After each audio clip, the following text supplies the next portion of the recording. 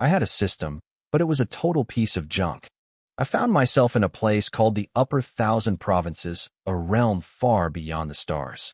High above, 12 ancient bronze mirrors floated in the air, reflecting the strange phenomena occurring within the Qin family's ancestral lands.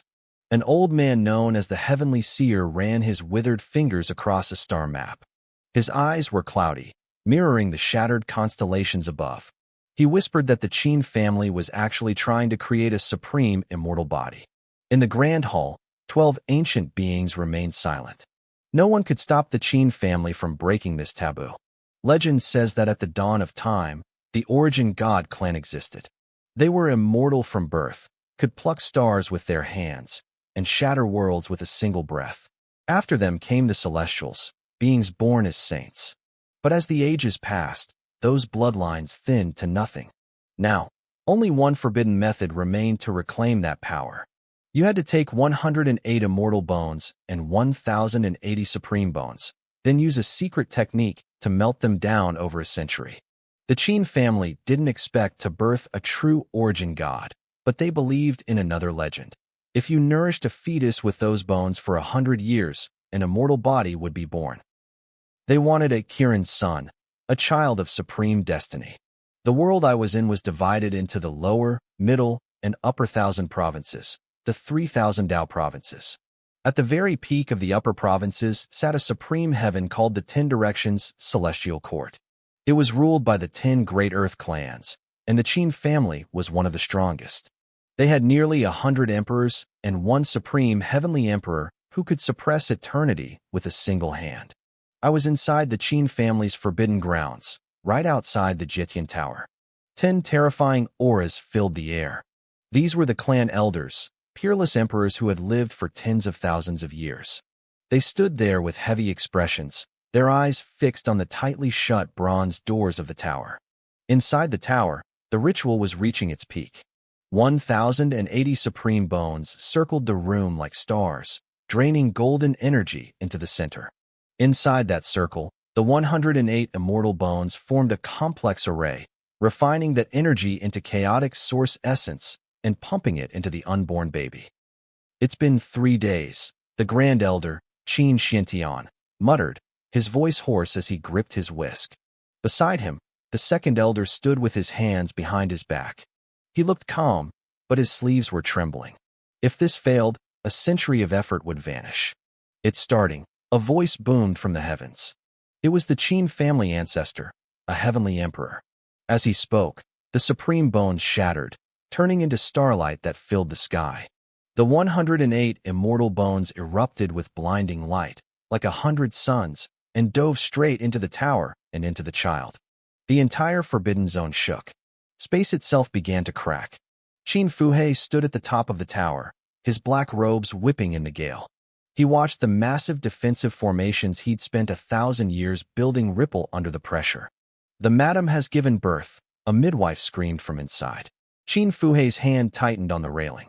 He heard the cries of pain from his daughter-in-law, Yin Xiuying. Then, a pillar of light shot out from the delivery room, piercing through all 33 layers of the protective arrays. "Wah!" A clear cry rang out. A brilliant, immortal light exploded, illuminating the entire realm. When Qin Fuhe finally held the swaddled infant, he froze. The baby was surrounded by a hazy, chaotic mist. It felt ancient, something that made the very world tremble. The child's skin was like translucent jade, his bones glowing like glass. I could see 3,000 golden Dao patterns swirling in his blood. But the most terrifying part? Every breath the baby took created a vortex of spiritual energy. With one breath, he broke through the 5 levels of the Qi refining stage. By the next breath, he had reached the Dao foundation stage. Normal geniuses took years to build a foundation. This kid did it in seconds, and his foundation was rock solid. "The Dao is manifesting. The bones are heaven-made." One of the elders whispered, his voice shaking. "Is this the longevity immortal body?" The ancestor, Qin Tai, appeared out of thin air. He took the child from Qin Fuhe, his old eyes filled with excitement. The longevity immortal body was a cheat code. It meant the child was born immortal and was guaranteed to become a true immortal. The only downside was that cultivation was usually slow. But for the Qin family, time was the one thing they had plenty of. In this world, above a peak emperor was a great emperor. Above that was a heavenly emperor. And above even that was a true immortal. And this child was already destined to get there. That baby was me. I opened my eyes and saw a group of old men staring at me like I was some kind of miracle. Everything felt different. It was sudden, but the truth hit me fast. I was a transmigrator. In my past life, I was a wealthy playboy who loved living on the edge. I guess I took things a bit too far because the last thing I remembered was a thrill-seeking stunt gone wrong. Then, darkness for a long time. But I hadn't missed a word they said. I realized I'd just been reborn into a fantasy world. Not only did I have an insane constitution, but I was also the ultimate, immortal second-generation heir.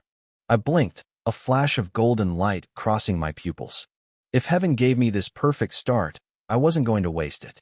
My soul craved excitement, and I wasn't about to live a mediocre life. I set a goal right then and there. I was going to travel through the myriad worlds and see it all. But first, something weird happened.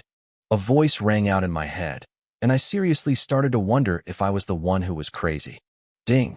Congratulations to the host for awakening the poor clan counterattack system.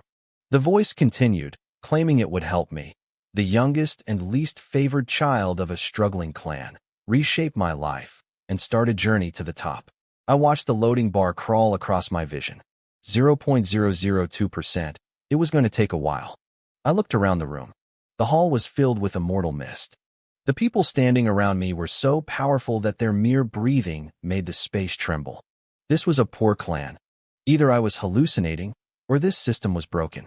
In this world, power was everything, divided into 23 major realms. It started at the 5 extremes and went all the way up to the heaven and earth realm, which sat beyond the laws of the universe itself. For a normal person in the upper realms, reaching the 3rd stage, the spiritual altar, took 15 years. Even geniuses needed a decade. 5 years passed in the blink of an eye. The Qin family's heaven-stealing plan couldn't be hidden anymore, and honestly, they didn't care to hide it. I spent most of those 5 years sleeping.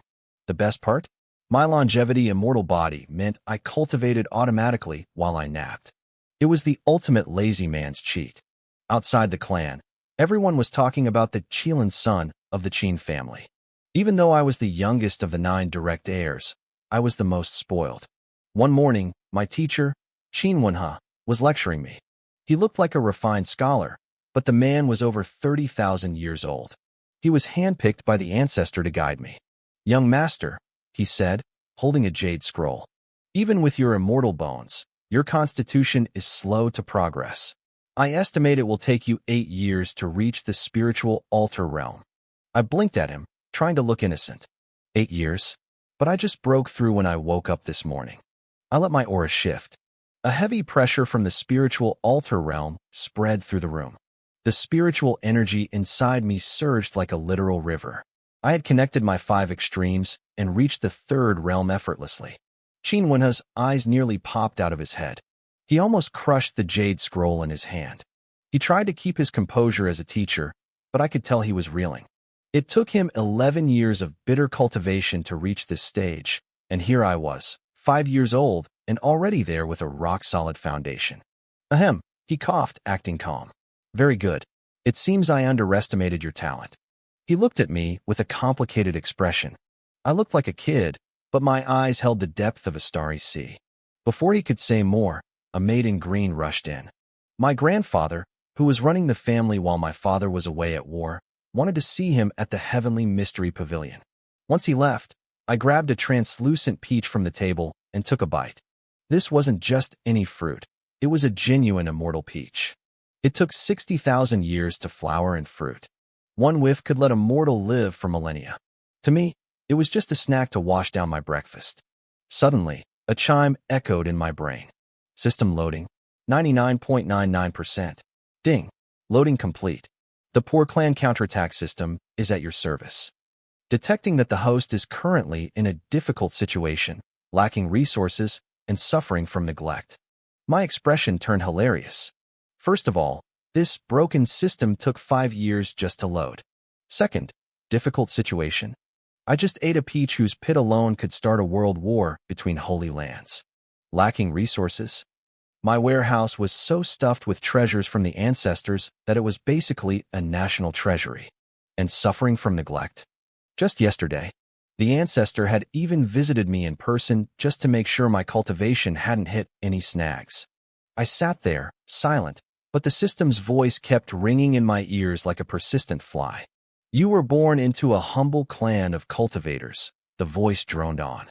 Your mother was a lowly courtesan, and you were born with a trash physique, unable to cultivate. You've suffered the cold shoulders of your family. Your resources have been stolen. You can't even get basic supplies. I blinked. Was it talking to me? At first, you were happy to move out of the muddy alleys and into a great family. The system continued, its tone full of dramatic pity. But you soon realized this was a deeper abyss. As the youngest son of the ninth branch, you've never even seen your father's face.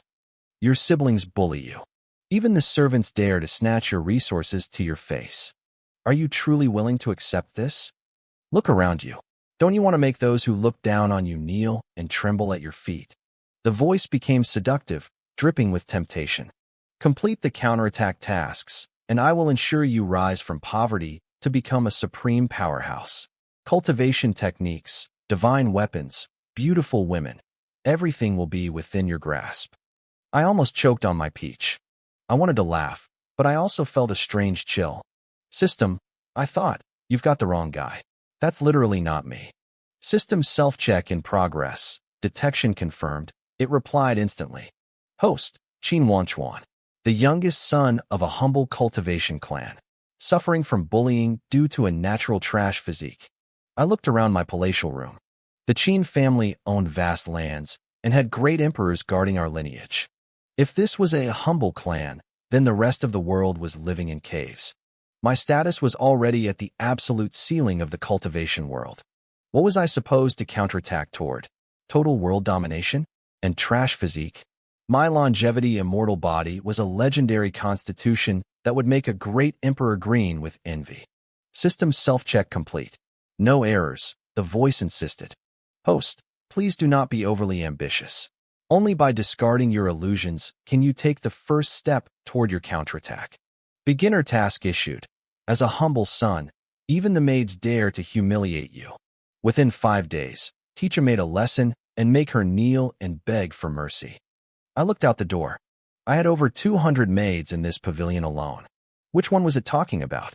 This trash system had definitely bound itself to the wrong person. Setting aside the ridiculous backstory, I was the 9th young master of the Qin main bloodline. Those 200 maids spent every waking hour competing for a chance to be my personal attendant.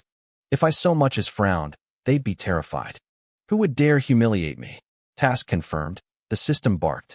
By the way, the probability of this system making an error is as low as the probability of the world ending. It was stubborn, I'll give it that. Since the host is skeptical, a beginner gift pack is being issued, it said. Yellow grade low rank technique, Qi drinking art. 10 low-grade spirit stones. 1 bottle of Qi gathering pills. Please collect. I stared at the pile of junk that appeared before me. I was speechless. A yellow-grade technique? I didn't even know those still existed. Everything I practiced was earth-grade or higher. And low-grade spirit stones? I used earth-grade spirit liquid just to take a bath. That was the real currency of the 10 directions immortal realm. As for the Qi gathering pills, my teacher, Qin Wenhe, mentioned them once. They were used by bottom-tier cultivators in the lower realms for body tempering. In the upper realms, we wouldn't even feed that stuff to the dogs. Please complete the task quickly, the system urged.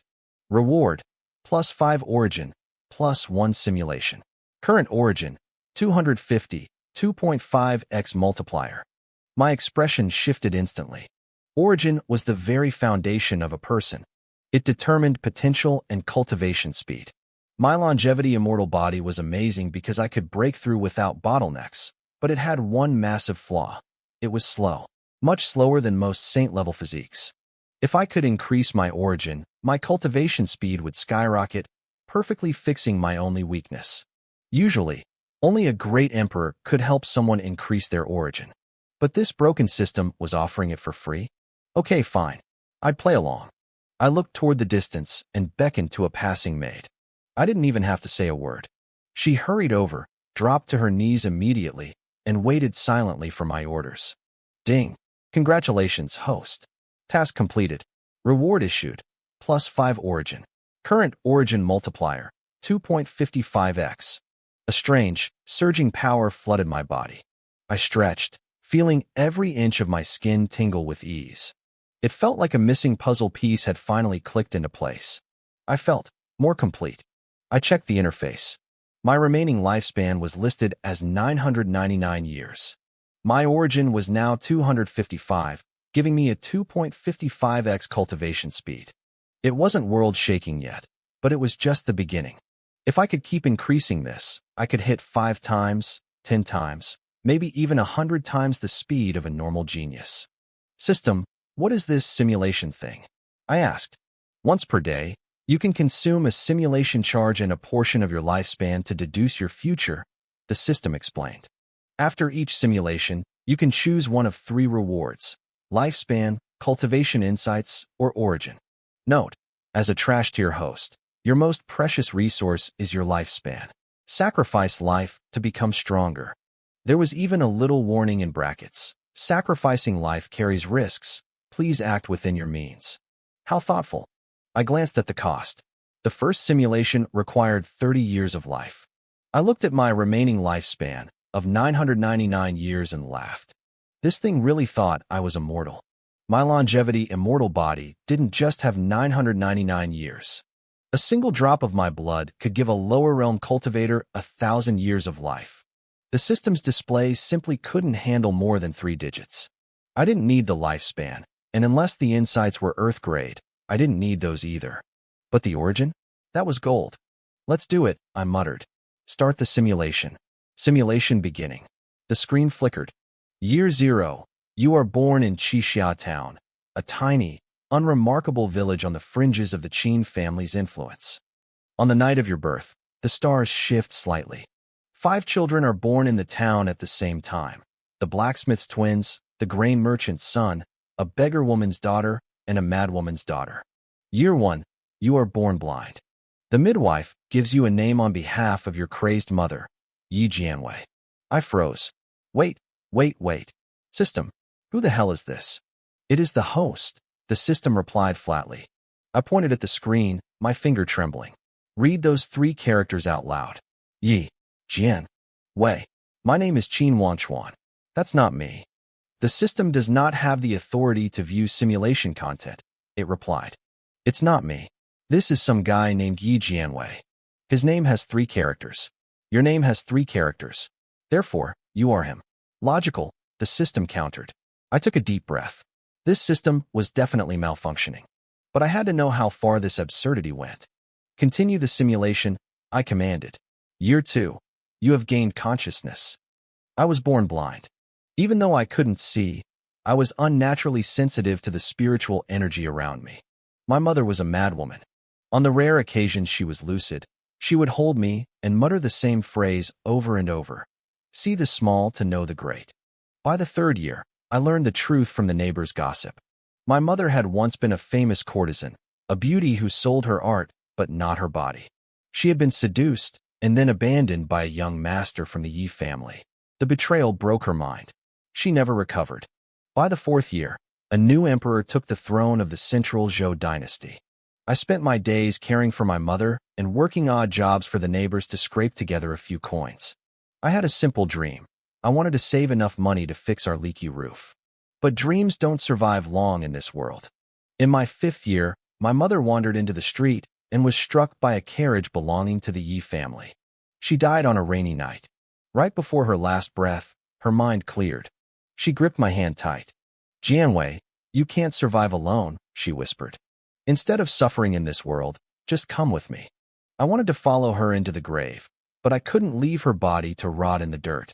I tried to sell myself into servitude to pay for her funeral, but no one wanted a blind boy. Just as I reached the brink of despair, a mysterious stranger passed by. He handed me a tattered jade slip. Some things can't be begged for, blind boy, he said coldly. Learn the zither. He left me with a broken zither and a fragmented manual. the nine heavens zither emperor scripture. By the 6th year, I began my cultivation. Following the manual, I successfully broke into the first realm, the 5 extremes realm. A year later, disaster struck Qixia town. Demonic beasts attacked. The blacksmith's twins were swallowed by fire. The grain merchant's son was rescued by cultivators from the Qin family. The beggar's daughter vanished. I only survived because my heightened hearing allowed me to hide before the monsters arrived. By the 8th year, I reached the 2nd realm. My hearing became so sharp I could hear a mouse scurrying in its burrow miles away. By the 9th year, the town was being rebuilt. A local tavern needed entertainment. They saw I could play the zither and hired me as a worker. Finally, I had a place to practice. In my 10th year, I was practicing in the backyard when I overheard some gossip. Did you hear? 2 men from the Qin family, Qin Xian and Chao Xiangwen, actually had the guts to collude with outsiders. They stole a secret treasure and turned traitor. I scoffed internally. These great families were all the same. I went back to plucking my strings. Suddenly, I paused the simulation. Traitor?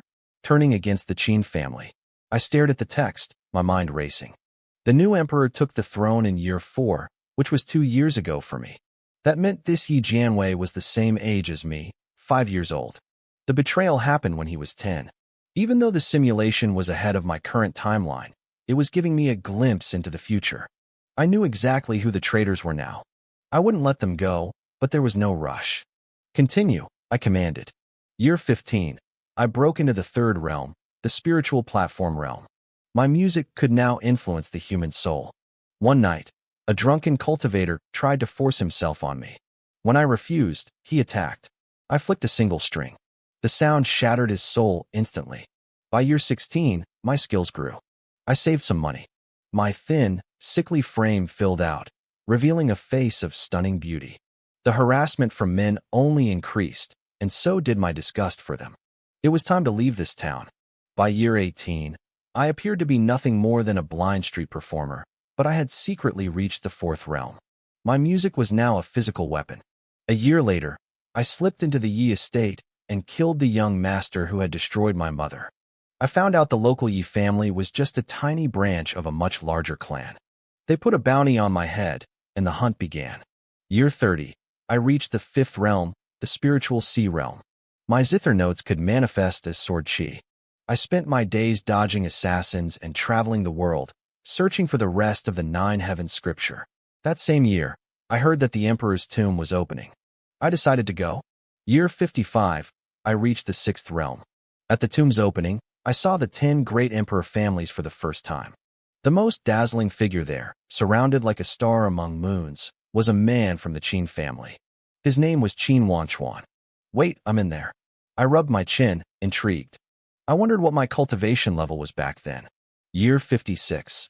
Qin Wanchuan swept through the tomb, seizing every opportunity and treasure. But I didn't leave empty-handed. I found the complete 9 heavens zither emperor scripture.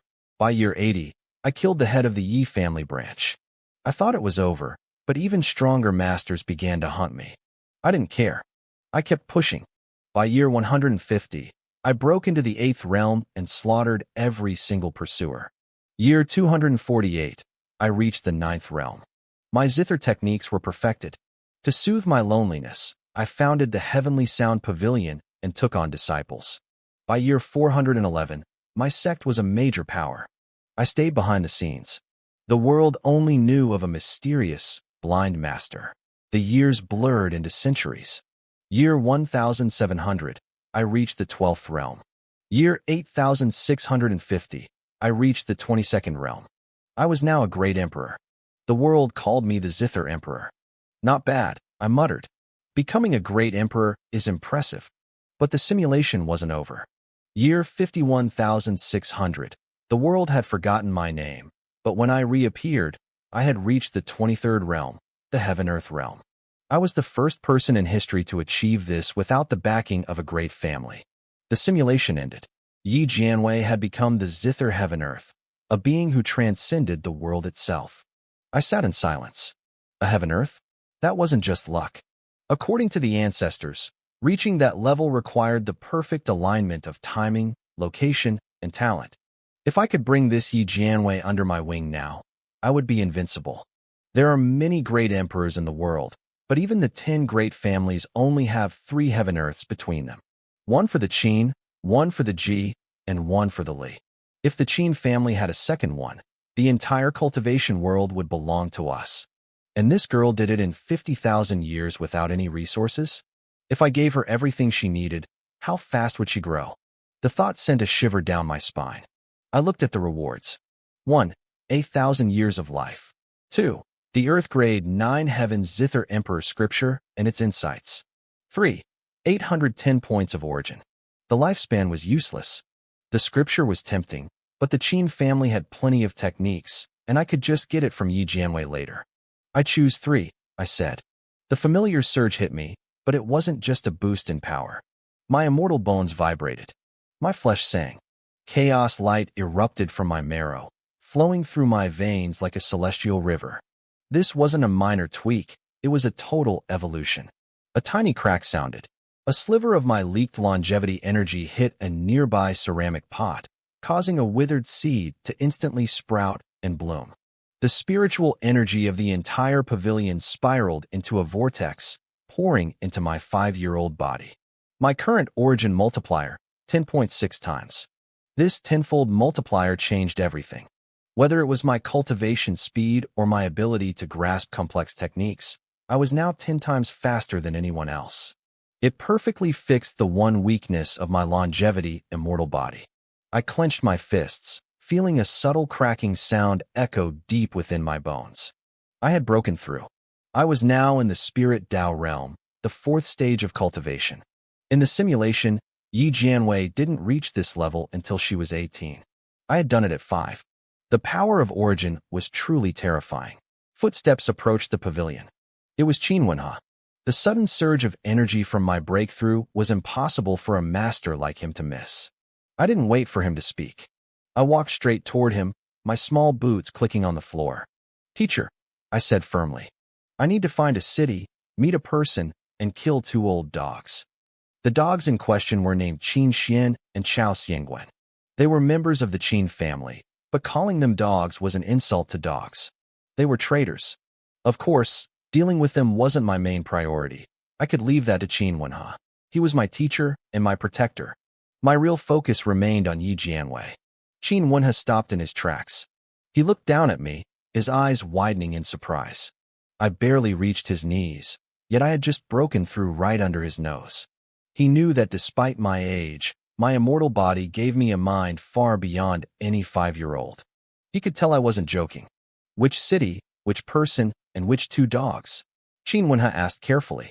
He was choosing his words wisely, clearly trying not to corrupt a young child. "A place called Qixia Town," I replied. "There is a blind girl there named Yi Jianwei. She will become a heaven-earth level expert. As for the dogs, their names are Qin Xian and Chao Xiangwen. 5 years from now, they will conspire with other families and betray the Qin clan."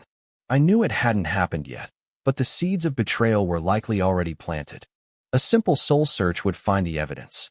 Qin Wenhe was a core member of the family. There was no point in hiding the truth from him. Betrayal? Qin Wenhe's pupils shrank. The Qin family had existed since the beginning of time, and traitors weren't unheard of. But he wasn't shocked by the betrayal. He was shocked that I knew about it. He was shocked I had found a future heaven-earth expert. Even the most powerful diviners couldn't predict the birth of such a being. He knelt down, stroking his beard. "How do you know all this, young lord?" I had my excuse ready. I blinked, looking as innocent as possible. "I saw it in a dream." "A dream?" "Yes," I said, nodding purely. "I saw it all while I was sleeping." I watched him process this. He had his doubts, but mostly, he believed me. It made sense to him. Since I was born, I spent 3/4 of my time sleeping, and I always woke up stronger. I was the first person in history to possess both an immortal body and a full set of immortal bones. If anyone could dream of the future, it was me. "What do you want me to do?" he asked softly. "Send men to find Qixia Town. Once it's found, I'll go there myself. As for the 2 dogs, I'll leave them to you." I gave him a thumbs up, acting like a playful child again. Qin Wenhe chuckled. One moment I was an innocent kid, the next I was a calculating monster. "Finding the town is easy," he said, his voice dropping to a whisper. "But I must ask, Under whose name do I kill these dogs? I tilted my head, acting confused. He explained patiently. If he acted on the ramblings of a child, he'd have to consult my grandfather first. But if it was an official order from me, the young lord, he could kill them immediately and deal with the consequences later. The problem was the fallout. If he used my grandfather's name, the old man would shoulder the blame. If he used my name and I was wrong, it would ruin my reputation in the clan. This was a test. The family had spent countless treasures to create me. I was their future. He wanted to see if a 5-year-old had the spine to take responsibility. The pavilion went silent. The only sound was the wind rustling the peach blossoms outside. I blinked and smiled. Then, the smile vanished. My eyes turned cold as ice. The playful aura around me evaporated instantly. "Teacher," I said. The incense smoke in the room seemed to freeze. Qin Wenhe held his breath. It felt like he wasn't looking at a child anymore, but a legendary conqueror. "In my name, kill them." The wind roared through the hall. It was a statement of absolute confidence. Qin Wenhe's eyes flashed with golden light, and a smirk played on his lips. This was the spirit of the Qin family's crown jewel. "By your command," he said, bowing low. With the Qin family's resources, Qixia town was located within hours. I prepared to leave immediately. Meanwhile, Qin Wenhe went to find the traitors. Qin Xian was currently at a floating island used for sparring. It was a massive arena made of black stone, surrounded by smaller platforms and red bridges. Clouds swirled around the edges as hundreds of young disciples tested their skills. Qin Wenhe stepped onto the field, his presence hitting the area like a lightning strike. He stood tall, his voice booming with spiritual power that shook the entire island.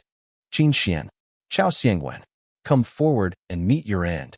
The entire arena went silent. Sparring matches stopped instantly.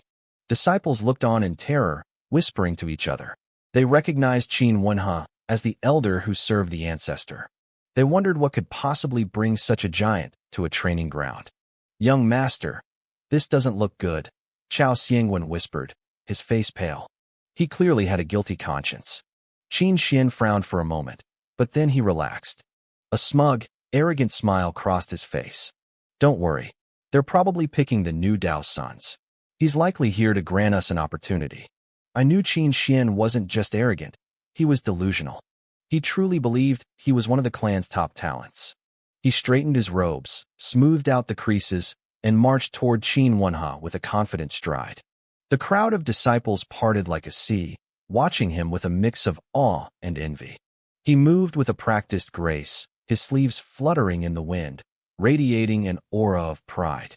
He stopped in front of Qin Wenhe and bowed deeply, his voice loud and clear for everyone to hear. "Disciple Qin Xian greets the elder. May I ask what instructions you have for the two of us?" Chao Xiangwen followed close behind. He bowed as well, but his head stayed low. He didn't dare to meet Qin Wenhe's gaze. Qin Wenhe's eyes were sharp, like a hawk circling its prey. He studied them in silence for a long moment. Finally, he spoke. "You are Qin Xian?" Qin Xian lowered his head further. "I am." The elder shifted his gaze. "And you are Chao Xiangwen?" "This disciple is Chao Xiangwen. I greet the elder," he stammered. The moment their identities were confirmed, the atmosphere changed. Qin Wenhe's eyes turned ice cold. A terrifying pressure erupted from his body, heavy and suffocating, locking down the entire arena. No one could move. "The 9th young lord has issued a command," Qin Wenhe announced. His voice was calm, but it carried the weight of a mountain. "Execute the traitors Qin Xian and Chao Xiangwen. Purge the clan of their filth." The arena exploded in hushed shock. The 9th young lord? Wasn't that the child born with the immortal physique? He was barely 5 years old. How could he issue a death warrant? Qin Xian's pupils shrank. The color drained from his face. "Traitor? Elder, what are you saying? I am loyal to the Qin family. I have never had a second thought." Chao Xiangwen started shaking violently. Cold sweat poured down his face as he instinctively tried to back away. Qin Wenhe didn't waste another breath. With a single thought, a flash of spiritual energy sliced through the air. It happened so fast that neither of them could react. 2 heads flew into the air. Qin Xian's eyes were still wide, frozen in a look of utter disbelief. He was a genius, a rising star who thought he had no equals among his peers. But in front of an old monster like Qin Wenhe, he wasn't even as significant as a blade of grass. He didn't even get the chance to fight back.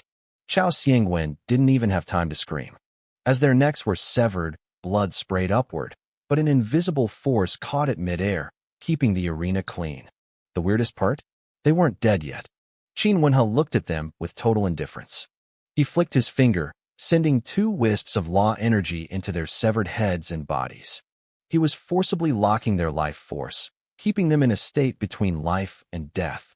Soul search, he muttered. A deacon elder stepped forward immediately. He pulled a shimmering shadow stone from his sleeve, ready to extract their memories. There's a seal, the deacon exclaimed, his expression turning grim. He found a specialized soul protection seal buried deep within their minds. There really is a problem here. In any other family, this seal would have stopped them. If you forced it open, the soul would simply self-destruct. But this was the Qin family.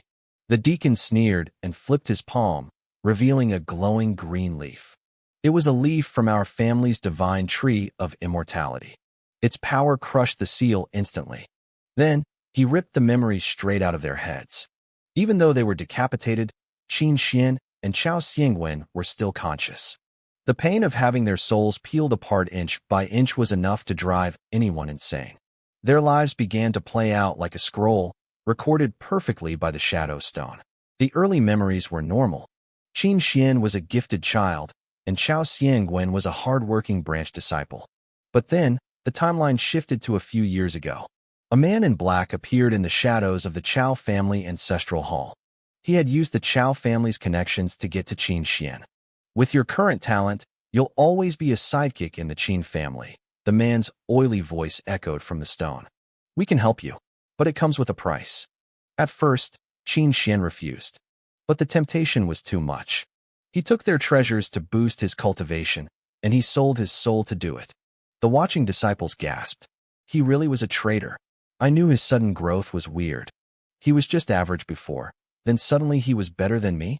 But the shock didn't stop there. Chao Xiangwen's memories revealed something even worse. The entire Chao family was a nail planted by an outside force generations ago. They had been pretending to be loyal subordinates for years, secretly gathering intelligence and waiting for the right moment to strike.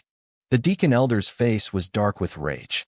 These bastards, the Chao family was one of our most trusted allies. To think they were moles all along. He turned to Qin Wenhe with genuine respect. Sir, if we hadn't exposed this today, I can't imagine the damage they would have caused. It wasn't me, Qin Wenhe replied.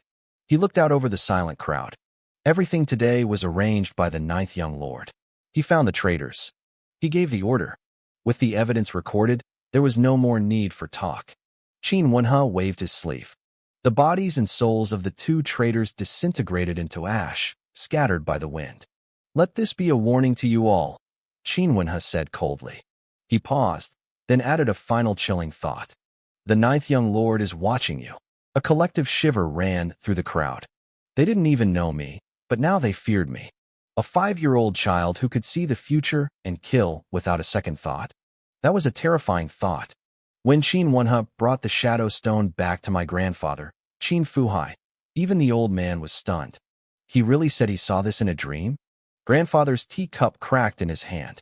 Amber tea leaked through the fractures, dripping onto the jade table. His voice was actually trembling. My 5-year-old grandson can see the past and future? He even found a future heavenly emperor with a blind girl? The hall fell into a heavy silence. Grandfather stood up, his robes swirling with power. He was clearly shaken. But before he could speak, the world around us simply stopped. Time froze. Even the steam rising from the spilled tea stayed perfectly still in the air. Let me see that stone, a voice echoed. It sounded like it was coming from the dawn of time itself. Grandfather's entire body jerked. The teacup in his hand shattered completely. Both he and Qin Wenhe bowed low, their faces full of reverence. We greet the ancestor. The air rippled, and an old man in simple hemp robes appeared. He had white hair, but the face of a youth. His eyes were the most striking thing about him. The left was a swirling galaxy, and the right was a rising sun.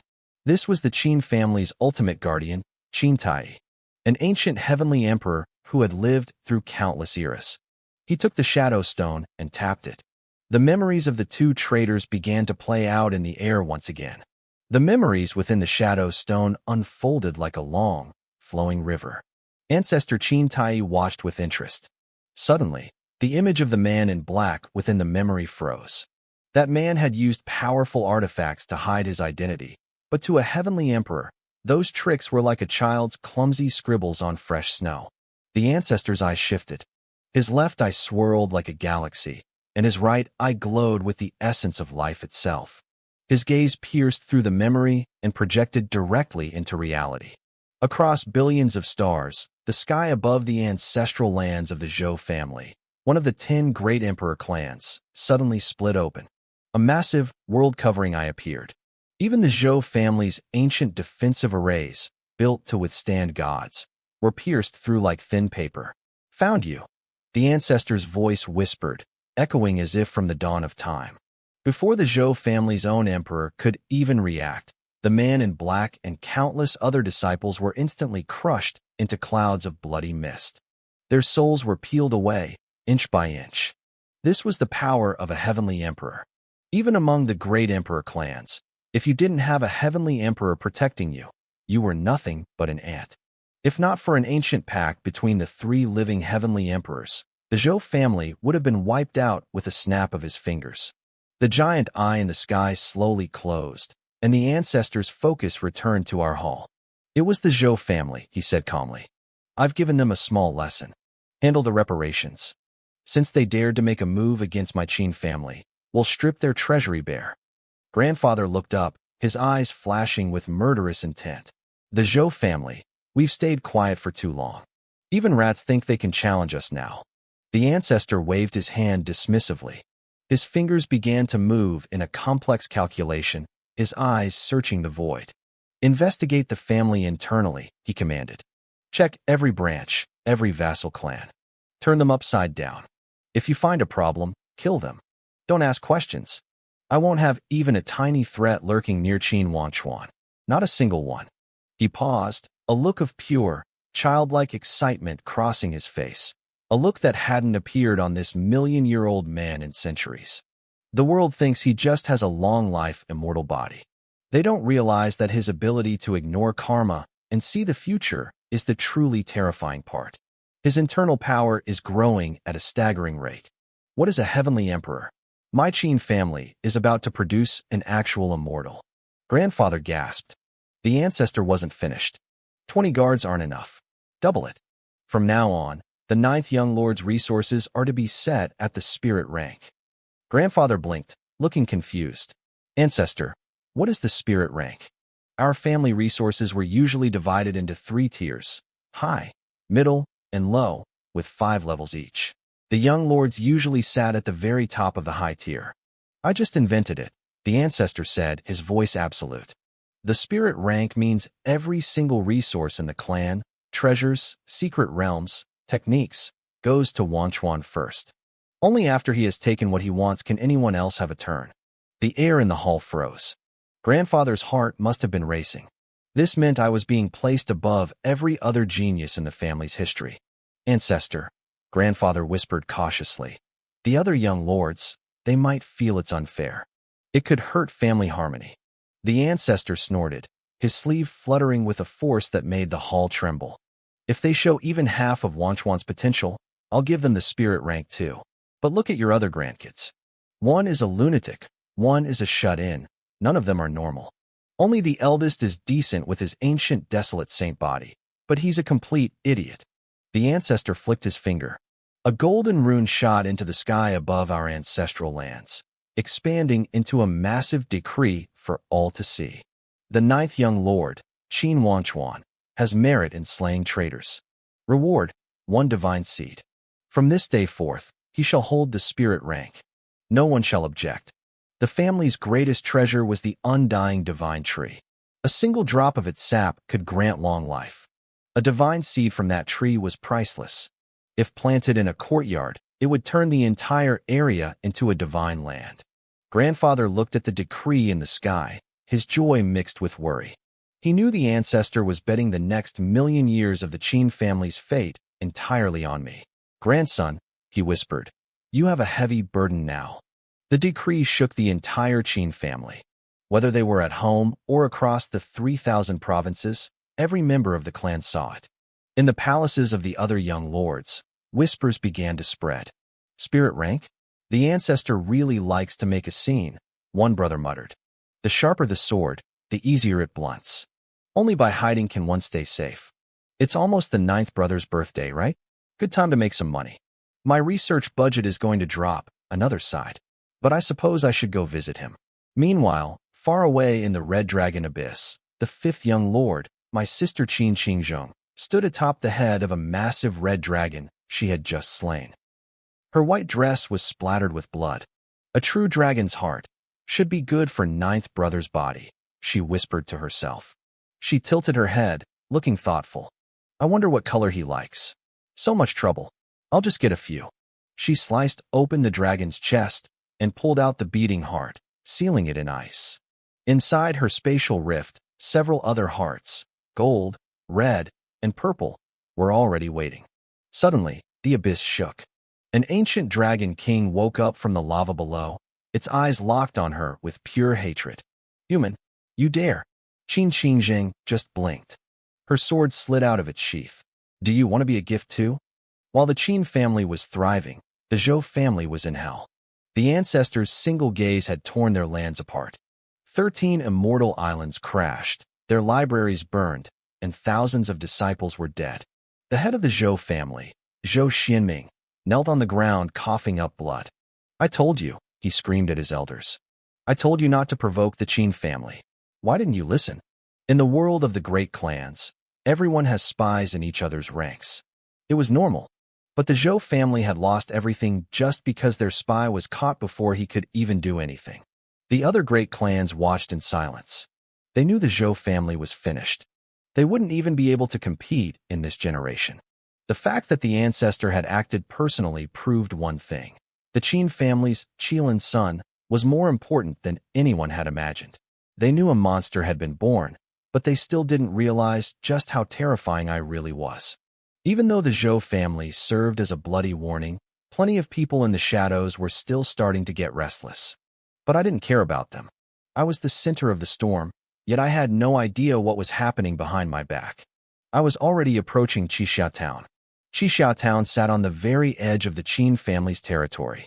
It was an unremarkable place, blue bricks, black tiles, and quiet streets. Occasionally, you'd hear a vendor shouting to sell their wares, but mostly, it was peaceful and ordinary.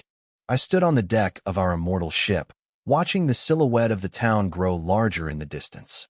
Honestly, I didn't need to come here personally. I could have just sent a few men to bring Yi Jianwei back. But I was curious.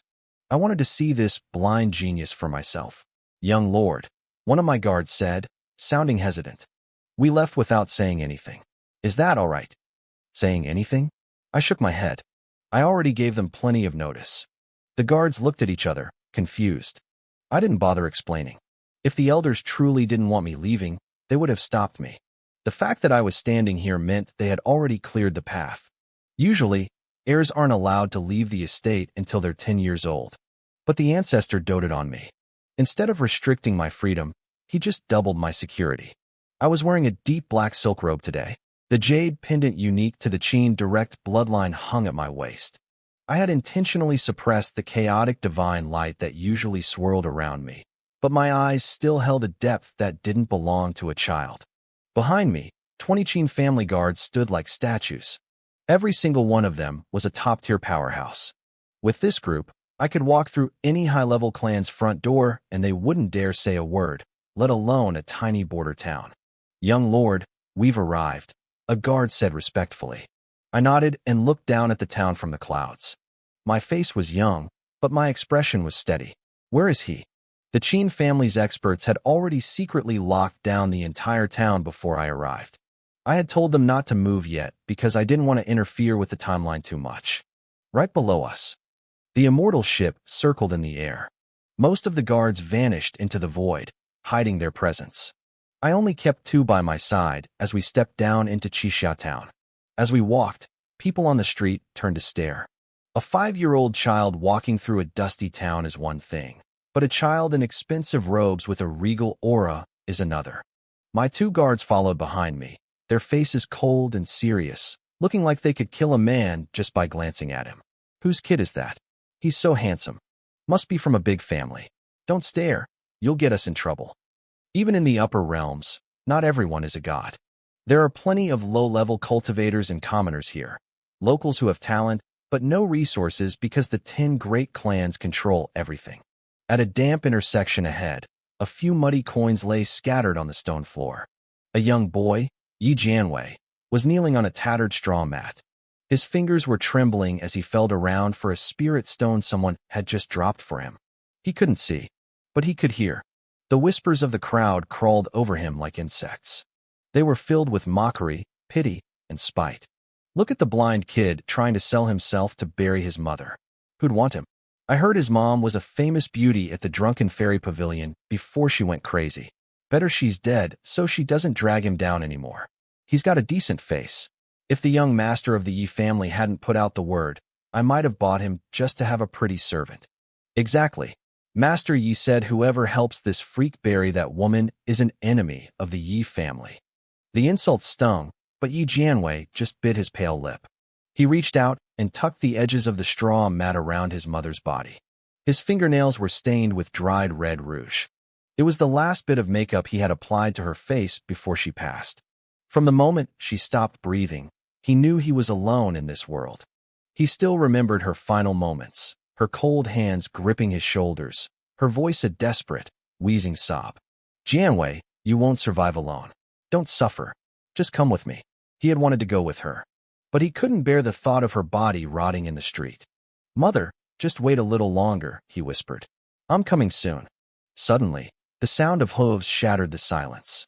Move. Out of the way. Damn it, that little brat actually dared to try and bury the crazy woman? The heavy hooves of scarlet flame beasts crushed the stone pavement, sending sparks flying.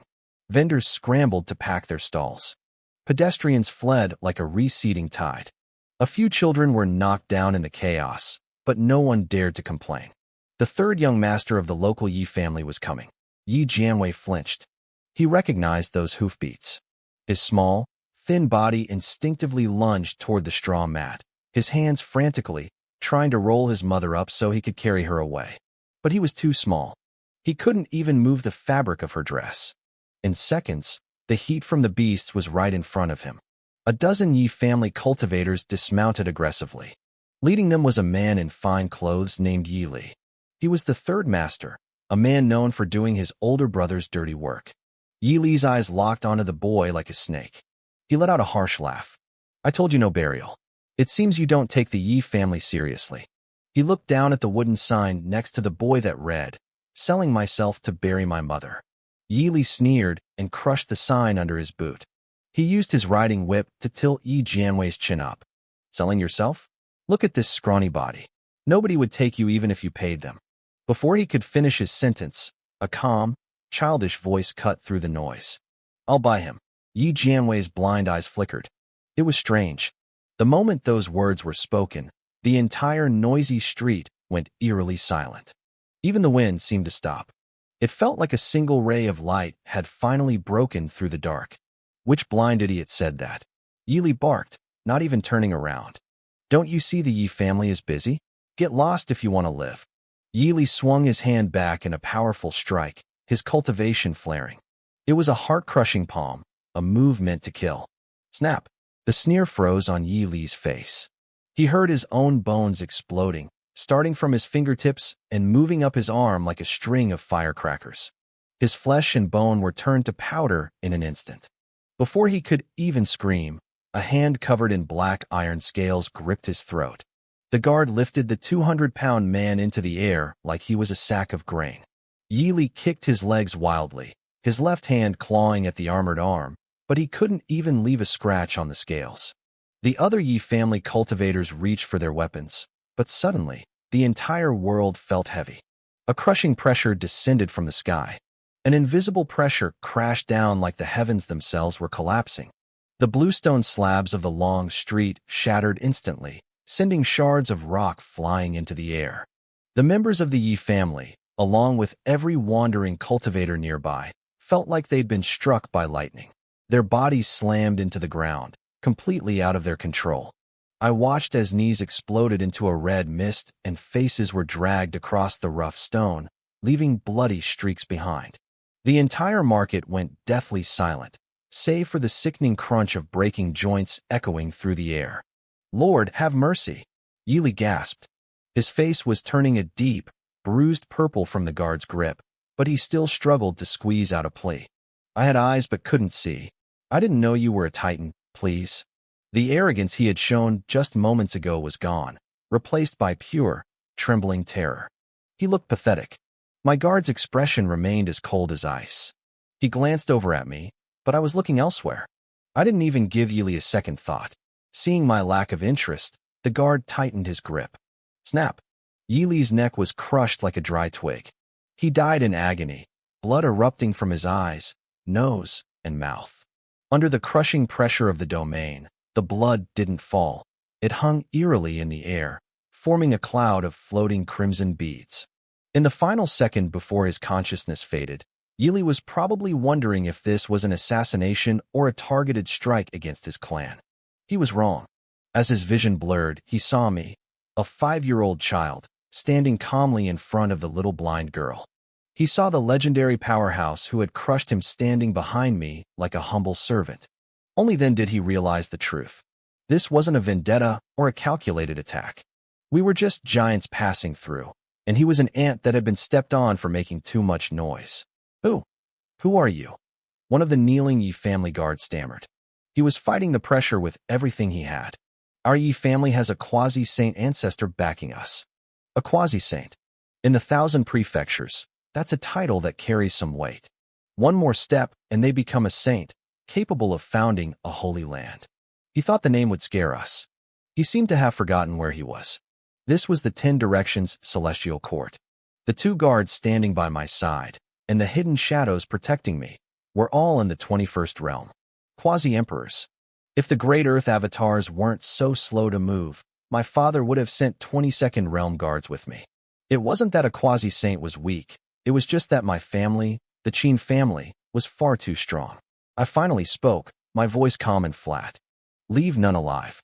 Maybe it was because my voice was still high and childish, or maybe it was just my nature, but I said it softly. To the enemies, however, it sounded like a decree from the depths of hell. "A quasi-saint ancestor, huh?" One of my guards smirked. He stepped toward the man who had spoken and casually flicked his finger. Thud! The Yi guard didn't even have time to scream. His head exploded instantly. His headless body slumped into a pool of gore like a sack of wet clay. "A mere quasi-saint isn't even fit to carry my young lord's shoes," the guard sneered. "Even if a saint or a great saint showed up, they'd be nothing more than a slightly larger bug."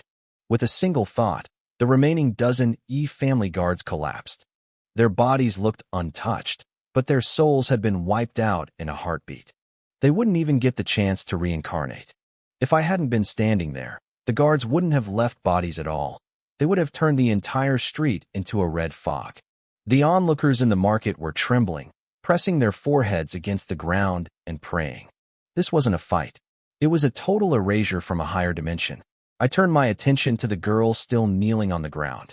Yi Jianwei couldn't see the carnage, but she could hear the bones snapping and smell the thick, metallic scent of blood. She bit her lower lip so hard it bled. She had heard me say, "I'll buy him," but she was terrified it was a hallucination brought on by hunger. Just like the time she thought she heard her mother calling her in the middle of the night. She prayed it was real. If it was, she could finally bury her mother. She was smart. She knew we were from a world she couldn't even imagine, but she had no other choice. Please buy me," she whispered, leaning forward into a deep kowtow. "I only need 500 spirit stones. I'll serve you for 5 years. No, 10 years. I can work hard." Her voice trembled with the desperate hope of a drowning person grabbing at a piece of straw. I stood silently before her. The hem of my black silk robes brushed against the edge of the straw mat where her mother's body lay. I looked down at this blind girl who, in the future I knew, would become the Qin Heaven Emperor. Right now, she was just a beggar. As her forehead touched the ground, She must have caught the scent of the cold cedar incense on my clothes. It was clean, like fresh snow on a mountain, and it seemed to bring a flicker of warmth to her frozen limbs. I gestured to my guards. They understood immediately and dropped several heavy bags onto the stone. They weren't filled with spirit stones, but spirit crystals, currency worth thousands of times more. "These will buy your entire life," I said. My voice was clear, like a spring breeze. Yi Jianwei's fingers shook. When she touched the heavy bags, she pulled her hand back as if she'd been burned. "Young master," she rasped, her fingers clutching her tattered clothes. I'm not worth this much." She had heard of spirit crystals. Even the head of the Yi family would kill for a bag like this. Anyone else would have been ecstatic, but she was terrified. Why would a blind girl who couldn't even bury her mother deserve such a fortune? She pushed the bags back toward me with her muddy fingertips. "I don't want the crystals," she whispered. Just help me bury my mother. Give me 1 meal a day, and my life is yours." I looked at her. The future emperor was like a drenched bird, too scared to even accept a gift. I couldn't help but smile. That integrity was exactly why she would eventually reach the top. "My name is Qin Wanchuan," I said. I leaned down, picked up the bags, and pressed them back into her hands along with a warm jade pendant. "Come with me. From now on, your life belongs to me. You live only for me." The jade was warm to the touch. On one side, it bore the character 4 Qin. On the other, the number 9. Yi Jianwei traced the carvings with her thumb. The warmth from the jade seemed to flow up her arm and melt the ice in her heart. "Qin Wanchuan," she murmured, repeating my name as if trying to carve it into her soul. I didn't respond to her emotion. I turned to my guards. "Clean up the bodies. Prepare a proper coffin for her mother.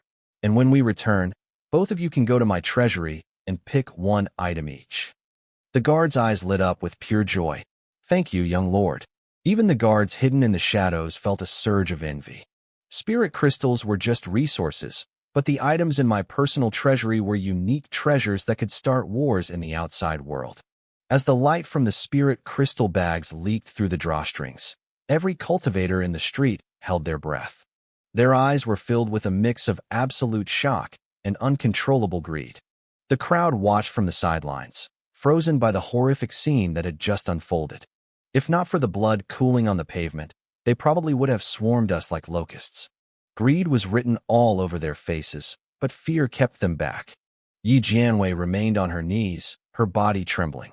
I could see the moisture in her sightless eyes. To her, the fact that her mother wouldn't be left to rot in the wilderness was a miracle. It was more than she had ever dared to hope for. I stood still for a moment, scanning the surrounding area. According to the simulations I'd run in my mind, the mysterious figure who gave the future empress her legendary technique should be arriving any second. I reached down and helped Yi Jianwei to her feet. "Wait here a little longer," I told her quietly. "I'm waiting for 1 person to arrive. Then, I'm going to wipe out a clan." She hesitated, her fingers tightening on the hem of her tattered clothes. Her voice shook. "Young master, we should leave. You killed the Yi family's men. They'll be here soon." She traced the character on the jade pendant I gave her, her voice dropping to a whisper. "My mother offended them once, and they ran her down. They said no one was allowed to bury her. She couldn't see the carnage around us. She had no idea she was standing in the middle of a slaughterhouse. If she did, she wouldn't be worried about a local family of bullies." I nodded, feeling a strange sense of irony. A small family, acting so bold, I mused. "No," she whispered, her shoulders shrinking as if remembering something terrifying. "The Yi family is very powerful. Many people have died because of them. We should go." My 2 guards almost burst out laughing. To them, a family in a backwater border town was nothing. They could crush 1,000 such families with a wave of a hand, especially since this town sat on Qin family territory. "Don't worry," I said, cutting her off. "Everything will be fine." I looked toward the end of the long street. Through the rain and mist, a man appeared. He walked with steady, rhythmic steps. He looked to be about 30, with sharp brows and eyes that shone like stars. He carried a fortune teller's banner on his back and a bamboo tube at his waist filled with clinking copper coins. He stopped in front of Yi Jianwei and lifted his bamboo hat. He started to speak, but then his pupils contracted. His divination had told him there would be one person here. Instead, he found a 5-year-old boy. I met his gaze. I didn't look like a child. I looked at him with a depth that didn't match my age. He instinctively began to calculate my fate with his fingers, but his expression quickly shifted to shock. Chaos. My fate was a void. It was as if I weren't a living person at all, but a sharp blade cutting through the river of time. Strange, he muttered, his bronzed face tight with disbelief. I have traveled 3,000 provinces for thousands of years, and I have never seen a fate I couldn't read. He shook it off and looked at us both. Little ones, I have a cultivation technique here. We are fated to meet. Who wants it? He glanced between us. He didn't care who took it. He just had to deliver it. He seemed certain I would claim it. I was clearly the leader, and the girl was blind. Why would she need a manual? Give it to her, I said calmly. The fortune teller raised an eyebrow, holding up a jade slip. Do you know what this is? I don't, I replied. Then why give it away? If I told you this treasure could change your entire destiny, would you still refuse? Give it to her, I repeated. She's more suited for it. Those 4 words hit Yi Jianwei like a physical blow. She had grown up in the dirt. She knew how dark the world was. People killed their own siblings for a handful of spirit crystals or a scrap of food. Yet here I was, giving away a destiny-changing treasure without a second thought. She gripped the jade slip he handed her, her knuckles turning white. She didn't understand. Was it because I thought she was pathetic? Or was it because I simply didn't care about such treasures? Whatever the reason, it overwhelmed her. Her eyes grew hot, and she looked down, terrified I would see her cry. In reality, my logic was simple. She belonged to me now. Whatever she had was mine anyway. The fortune teller chuckled and stepped forward, curious about me. My guards immediately blocked his path. He didn't fight them. He just flicked his fingers, reading their origins in an instant. Ah, the Qin family, he whispered with a knowing smile. I owe your ancestor a favor. Tell you what, I have a 6-character sword script. I'll give it to you. Learn the sword, boy. He looked through me, as if seeing into the distant future. He began to chant, his voice echoing through the crossroads with a wild, free energy. A single blade spans the sky, the stars grow cold. A lonely peak reflects the sorrows of 10,000 ages. Let the geniuses flaunt their grace. I remain unmoved above the clouds. He handed me a yellowed book. It wasn't fancy. There was no gold or jade. Just a single word written in messy ink on the cover, sword. The stroke of the brush was so sharp it felt like it pierced the paper. I looked at it, and a wave of killing intent hit me, so hard my eyes stung. I have a body of immortal bones. I can read high-level manuals without breaking a sweat. But this one word on a tattered cover made my vision blur with pain. This was beyond any normal technique. This was the work of a heaven-level emperor. I snapped my head up to look at him, but the fortune teller was gone. He had vanished into thin air. Young master. My guards scrambled, looking around in a panic. They had thought he was just a regular traveler. Now they realized how wrong they were. Relax, I sighed. That was a heaven-level emperor. If he wanted us dead, we'd already be dust. The guards turned pale. Even I was surprised. The rumors said the Sword Emperor of the Li family traveled the world to settle karmic debts. It made sense why he'd invest in Yi Jianwei. He knew she was destined for greatness. I thought about my own family. Of the 3 heaven-level emperors in existence, only the Qin ancestor stayed home. The others wandered the world seeking breakthroughs. It was a good thing they were busy. If they had seen the Qin family's heaven-snatching plan, gathering supreme bones and immortal bones into one person, they never would have allowed it to happen. Yi Jianwei's fingers trembled as she held her jade slip. She couldn't see, but she heard the word emperor. Young master, she said, dropping to her knees and holding the slip up toward me with both hands. This is too valuable. I can't take it. I'm blind. It's a waste on me. She looked like a frightened bird, her face tense, her eyelashes fluttering. I let out a soft laugh and reached out, stroking her messy, matted hair. There is no yours or mine between us, I said. As I touched her, a faint glow of chaotic immortal light flowed from my fingertips, quietly nourishing her fragile body. You belong to me now, I told her, my voice firm. Why worry about whose is whose? I'll study the techniques once we get back and teach you myself. My words were blunt, almost overbearing, but I saw her shoulders finally relax. She lowered her head and pressed the jade slip against her chest. It was as if she needed to feel its cold surface to know this wasn't a dream. A small, choked sob escaped her throat. For 5 years, she had been treated like trash. Now, for the first time, someone claimed her as their own, valuing her like a treasure. To her, being owned felt safer than being pitted. The guards finished preparing the coffin shortly after. They began moving her mother's body, and Yi Jianwei stepped forward to help. She took her mother's cold hand, whispering that she would walk with her one last time. She leaned in close to the body's ear, murmuring words she thought I couldn't hear. My senses were sharp, and every word reached me clearly. "Mother," she whispered, "I can't stay with you anymore. I have to live." I nodded slightly to myself. That was the right choice. Live, Yi Jianwei. Grow strong as the future pillar of the Qin family. Become the blade that helps me carve out my path. With her by my side and my own power growing, the Qin family would become the greatest clan in existence. We didn't stay in the town much longer. My group made our way back to the flying boat, hovering above Qixia town.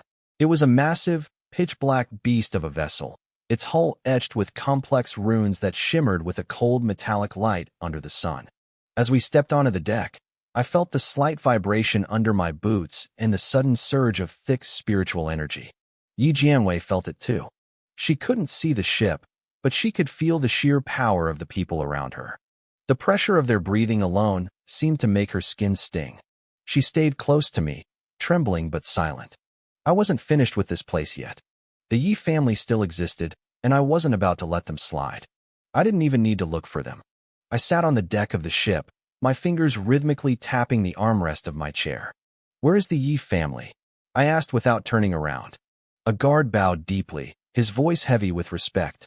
"Young lord, they are located in the cluster of manors directly below us. We have counted 527 cultivators. The strongest aura is in the center of the estate. We have already locked onto them." I swept my divine sense across the area. It wasn't just the Yi family. The entire town was laid bare before my eyes. Every room, every person, every secret. "I see," I said softly. I looked down over the side of the ship. The outline of Qixia town shifted beneath the clouds. The Yi family's manor stood out, a sprawling complex of high walls and ornate pavilions. The glazed tiles on the central hall's roof flashed with a gaudy, vulgar gold in the sunlight. Right now, several powerful auras were gathering in the center of that courtyard. It seemed they had finally noticed something was wrong.